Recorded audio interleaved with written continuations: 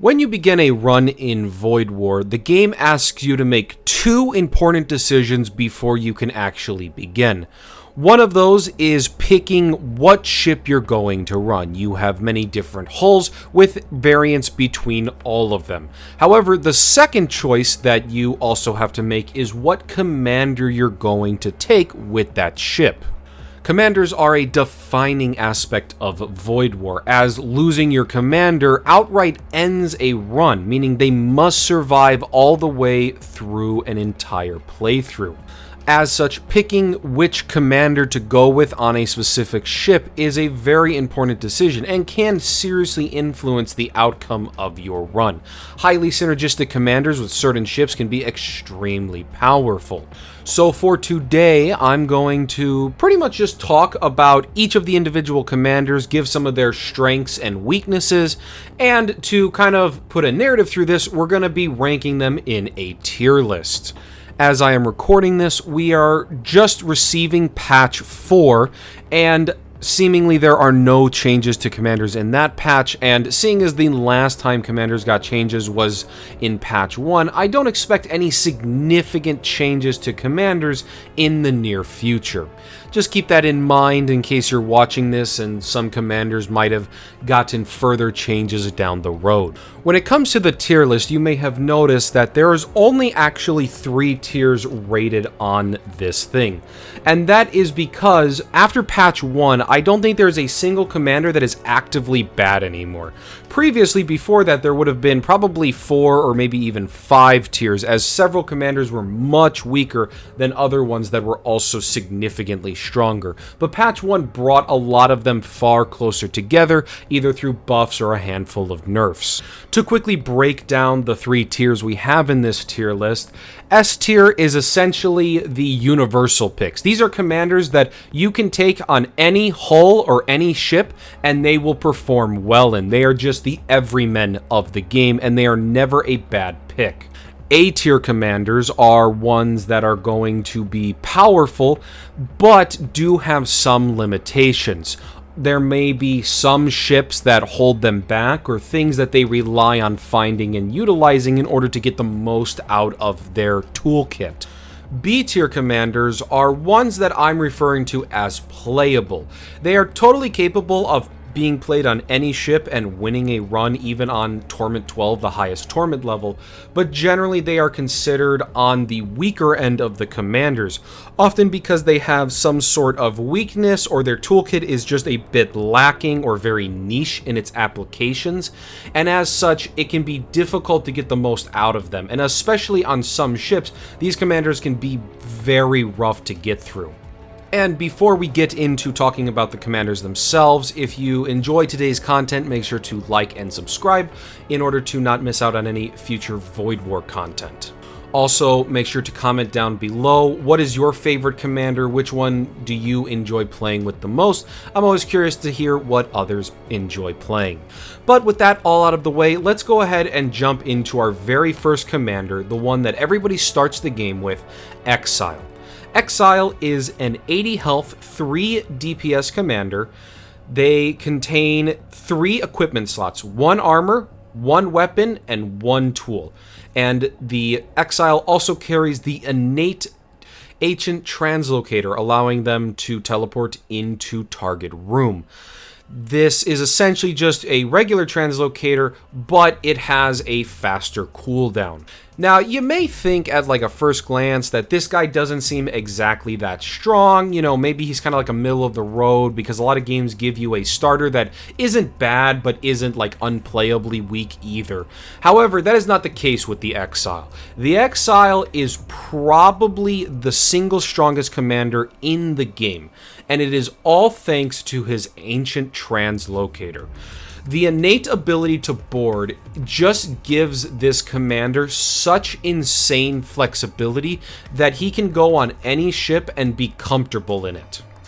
As we will talk about later, the innate ability to board is something that is extremely useful in Void War. It allows you to do things like teleport to the enemy command throne, gutting their evasion to land a crucial barrage during a fight.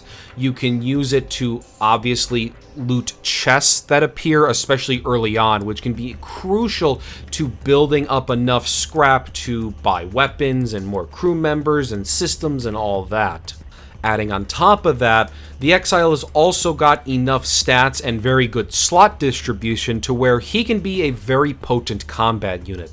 He can generally reach about 100 HP in total, and a decent weapon will put him up to 4 to 5 DPS, meaning that he can be pretty toe-to-toe with most knights. And on top of that, the tool slot gives him endless flexibility. Give him a shield and he'll be even better in combat, or give him some crucial item like fusion charges, allowing him to teleport and nuke an enemy's shield. There is just endless flexibility with it, and the fact that it comes bundled on a very solid body means that Exile is going to actually be our first S tier. He is just so good, and if you don't know what commander to pick, going with the Exile is never a bad choice. Next up, the second commander is the Witch. The Witch is the first Psyker commander that players are going to get access to. She has 70 HP and 3 DPS. She has 3 slots, 1 armor, 1 weapon, and a free Psyker slot. On top of that, she has an innate spell called Death Bolt, which casts a projectile that will deal 25 damage to hostile crew in a chosen room. Now, I know that there are many people that enjoy the Witch's playstyle, and I won't disagree that it can be fun to use the Witch in order to nuke a bunch of low health units and just wipe them out all in one blast. But to be honest, the Witch is a weak commander overall. And the biggest reason for that is that the last third of a run in Void War is often the most difficult, with ships having the most lethal weaponry, including the final boss himself. There is a lot here, and the Witch just does not do well in that late game scenario. Her stats are just not well suited for the late game combat that you're going to be getting into. Even with some of the best armor and really strong weapons, she maybe can fight a knight and kill one of them, and often that is it. With the inability to gain any tool slots, she can't use shields or anything like that to offset it, meaning that her stats alone are what has to carry her. On top of that, even Death Bolt doesn't really scale well into the late game, because 25 damage early on is great, kills a lot of different crew members. However, late game, when you are running into ships with 8 Centurions, the Witch is pretty much doing nothing against those ships, and it just becomes very difficult to get a lot of value out of the Witch.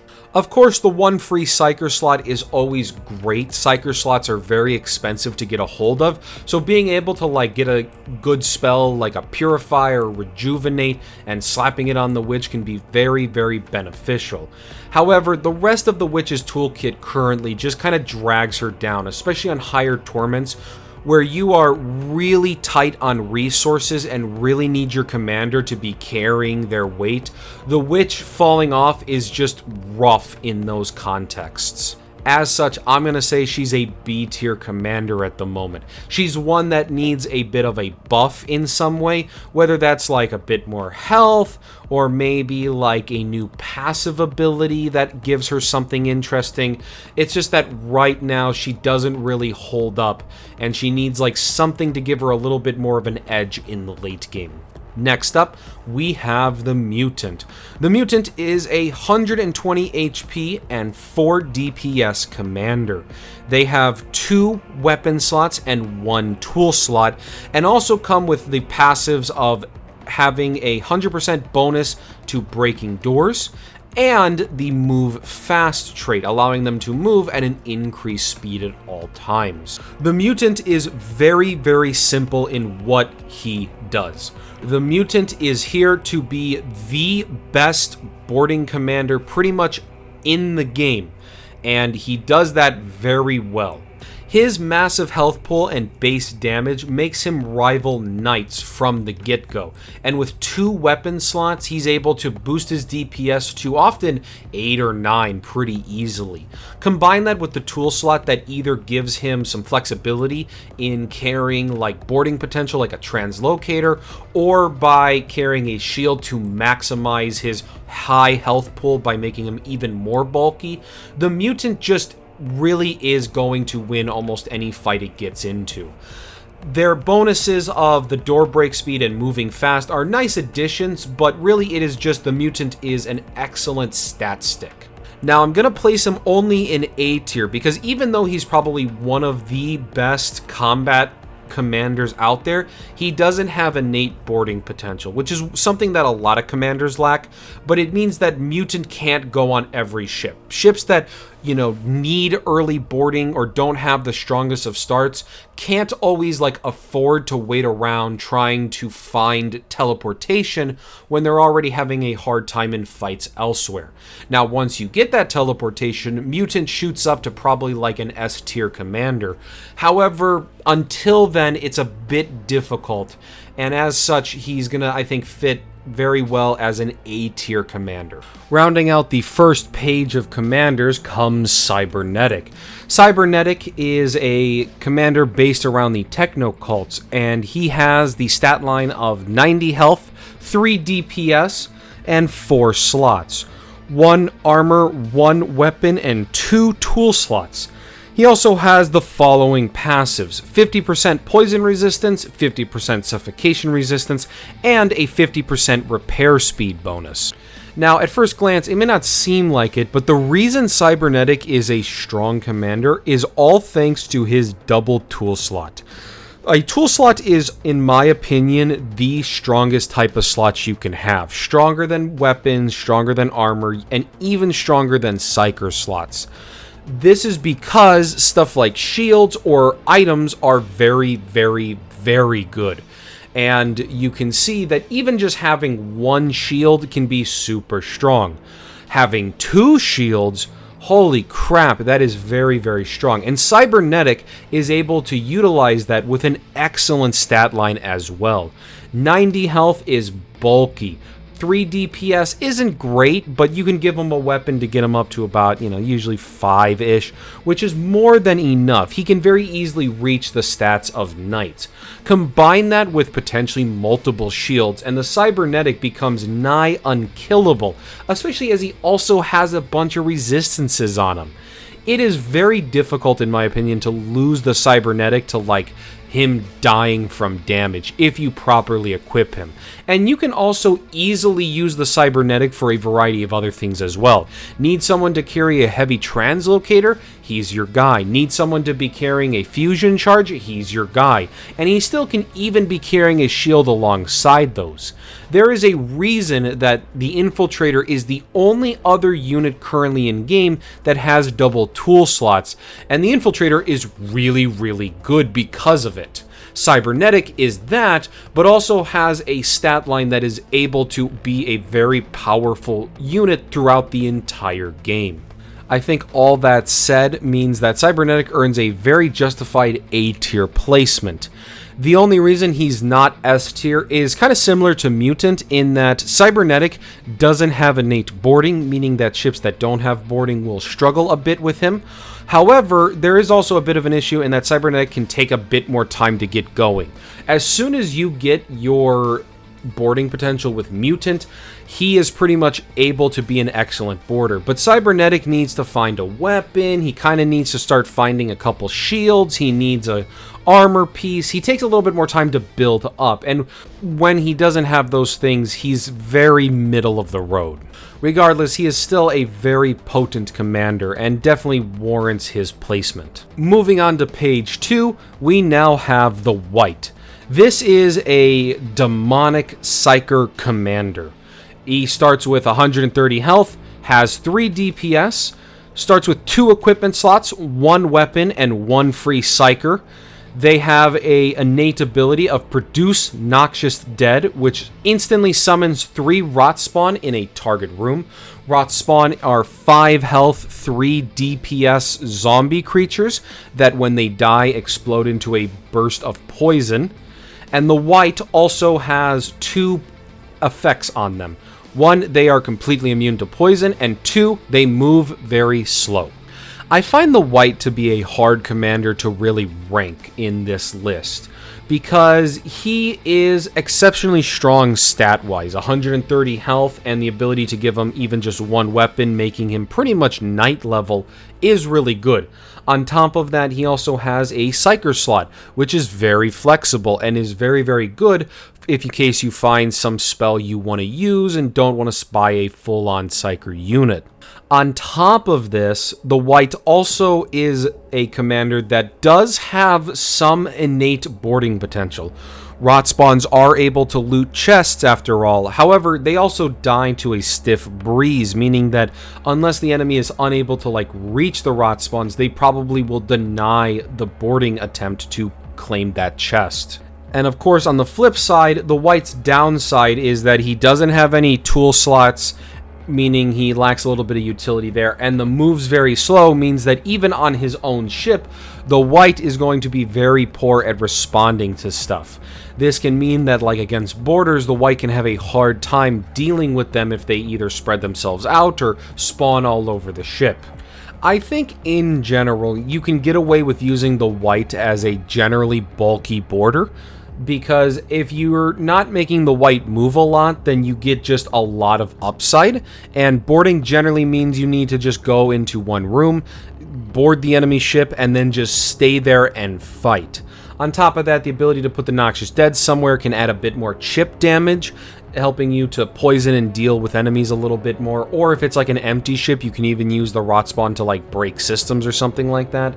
There are definitely some ships where the Wight is probably an S-tier commander, like the Relic Freighters.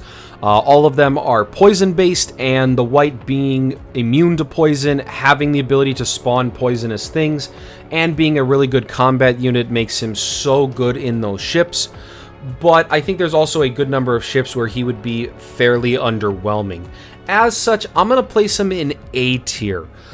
Maybe high A tier, he might be borderline S tier to be honest, because of that built-in boarding potential, but because it's not ultra reliable, I think that drags him just out of the running for an S tier placement.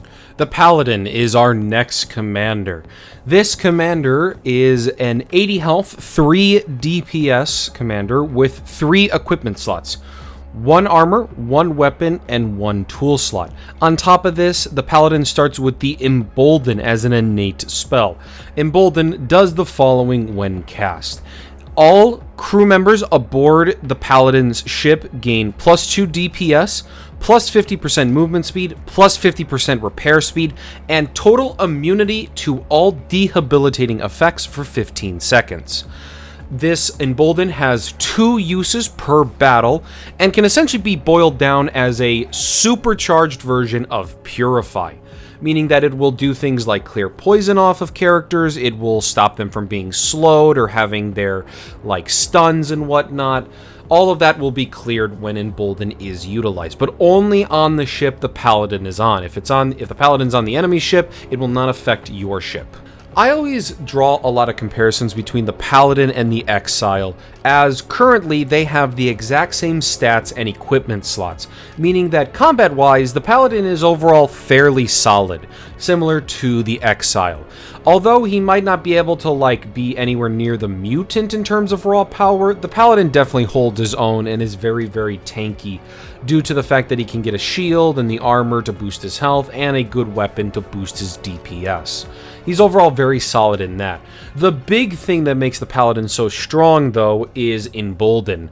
Being able to guarantee you have Purify going into the boss fight is very, very good. And being able to combine that with a DPS boost on top of more repair speed means that the Paladin can use the Purify and get even more benefits out of it. Whether that is offensively using it to help his boarders have some extra damage and move speed, or using it defensively when trying to like get rid of stacks of poison, and then also being able to just get like a flat repair speed bonus, and even making your weaker units fight a bit better in case of enemy boarding potential. The Paladin just gets a lot of mileage out of that ability, and combined with the fact that he can be a solid enough boarder, and I think it earns him a solid spot as an A tier commander. He's not as good as the Exile, obviously, because he lacks the self-boarding potential. Similar to other commanders, that is something that he can struggle with on certain ships. However, the Paladin might be one of the strongest picks when you go into the boss fight, which gives him a lot of merit, as that's often the big fight that you need your best at. Priestess follows us up, and Priestess is a very interesting commander. It is another Psyker commander, starting with 60 HP and a hefty 5 DPS. The Priestess has the following equipment slots: a weapon, a tool slot, and a preoccupied Psyker slot. That ability that the Priestess has in the Psyker slot is called Starscream, stunning all hostile crew aboard the current ship for 4 seconds. On top of that, she also has a passive of reducing enemy DPS by 1. The Priestess is a very combat-focused commander. Obviously, 60 health seems quite low for somebody that is meant to be combat-focused, but the reducing enemy DPS by 1 passive she has means that she actually has more health than she might appear. And if you can give her a shield, the -2 DPS on enemy units means she's actually fairly bulky as a commander, especially because her Starscream also is stunning the crew. This means that her high DPS, often going to 6 or 7 at the very least, is actually very useful, and she doesn't die easily once fully set up. Now, compared to the Mutant, the Priestess, I think, is a bit more of a supportive boarder, in that she doesn't do well when it's just her boarding the enemy ship. Generally, she wants to be boarding alongside a group of boarders in order to get the most out of stuff like the stuns, and also to have less pressure on her in order to preserve her life total. As such, she has a bit more of a setup process than something like the Mutant, who just needs that boarding potential and then they're off to the races. On top of that, the Priestess is deceptive being called a Psyker commander, because you pretty much never want to replace Starscream. It's a really strong spell, being able to stun everybody, whether they are manning systems, doing repairs, fighting your boarders, or just like trying to cast a spell. The Priestess can just like be on the enemy ship and just disrupt everything, which is very useful when you're also just fighting outright. She's essentially a bit more of a high-risk, high-reward commander compared to, like, say, the Mutant. But when you do get that payoff, she does hit very, very hard and is super powerful as a boarder. As such, I'm going to slap her in an A-tier placement. She just overall, I think, earns that position through that ability to be such a powerful boarder once fully set up. The final commander we have in page 2 is the Archmage. The Archmage is a fairly simple looking commander.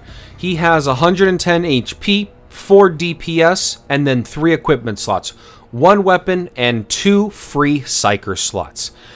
Now, no passives or pretty much anything beyond that means that the Archmage looks very, very basic at a glance. However, he has several things going for him that actually make him very good.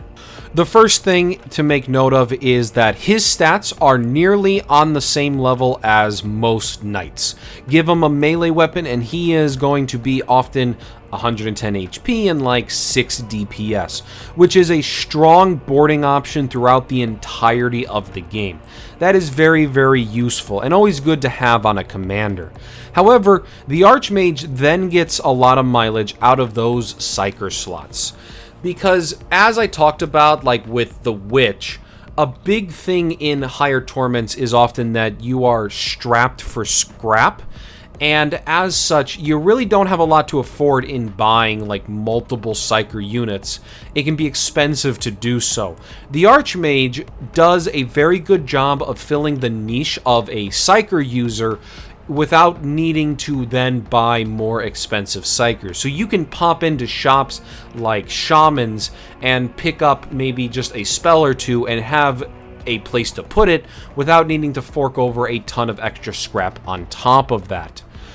That economic benefit is something the Archmage is uniquely built for, and he also just works well as a general Psyker unit on ships that otherwise don't have a lot of Psykers. 2 slots is just very flexible and means he can do, a variety of different roles, whether that's carrying like healing and purify, more supportive abilities, or offensive ones like stuns, or using even stuff like blood spears and whatnot to get a little bit of extra damage out of it.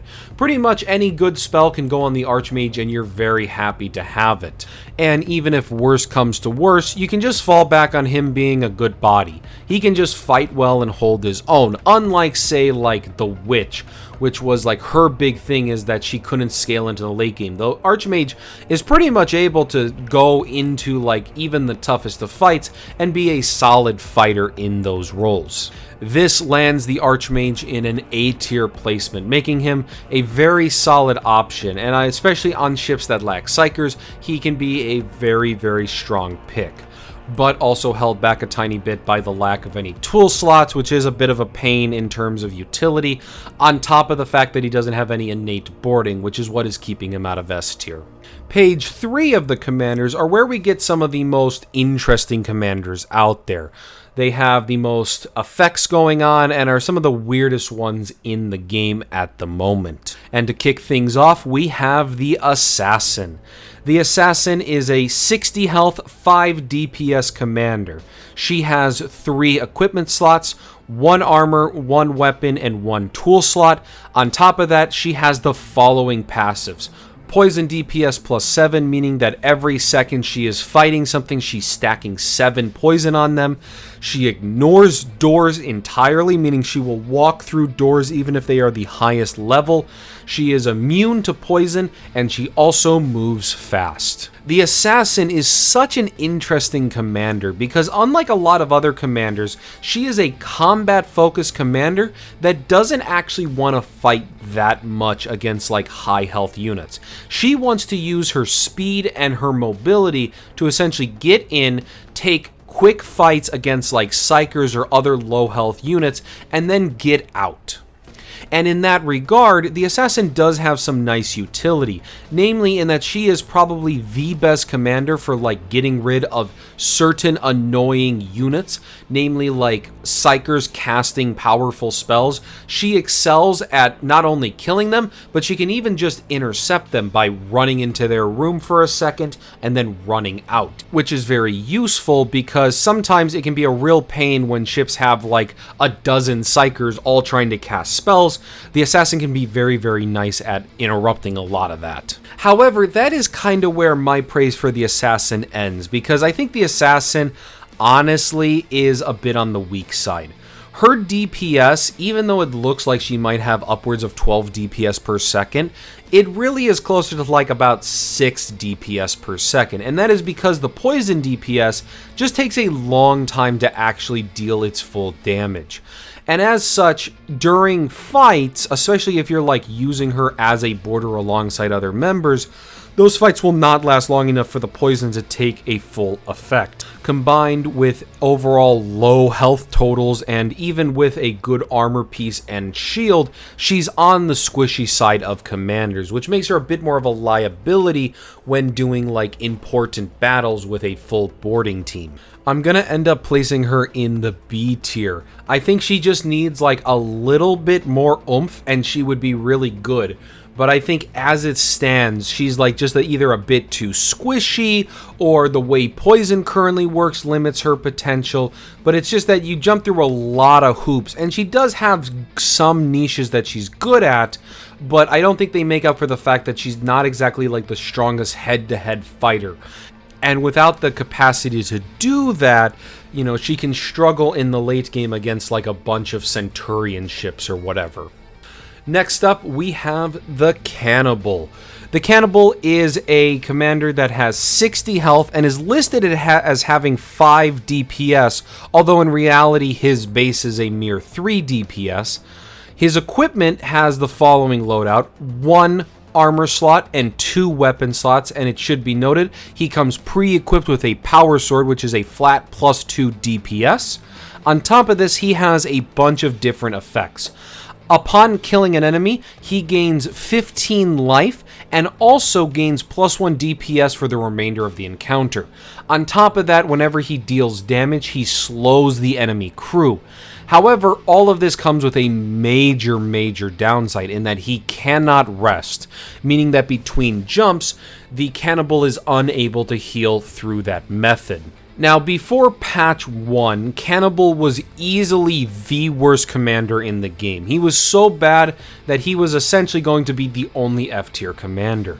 However, a lot of changes happened to him, and it turned him into a much more capable commander. The big thing is that he is actually able to sustain himself off of life gain, and also his gaining DPS upon kill means that Cannibal might be the best boarder for a boss fight in the game. This is because the large crew of a boss fight means that he has plenty of people to kill, which not only allows him to sustain himself, but also, that is where you can find screenshots of a Cannibal being 20 plus DPS because he just goes on a rampage against those bigger ships. However, things are not all sunshine and rainbows because the Cannibal has some very real downsides. Obviously, cannot rest means that if he gets low on life and you're not able to get him into a fight and kill, you can essentially just not have a commander for an extended period of time.